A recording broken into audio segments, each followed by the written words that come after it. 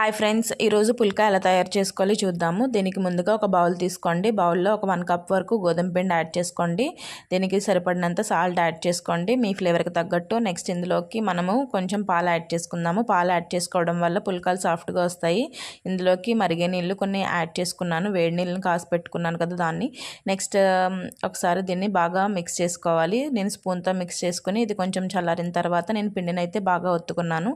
So దీన్ని ఎంత బాగా ఒత్తుకుంటే పుల్కాలు అంత సాఫ్ట్గా వస్తాయి. సో నెక్స్ట్ దీన్ని ఇలాగా రోల్ చేసుకొని ఒక 4 పీసెస్ కింద కట్ చేసుకున్నాను. నెక్స్ట్ నేను పుల్కాలను తయారు చేసుకున్నాను.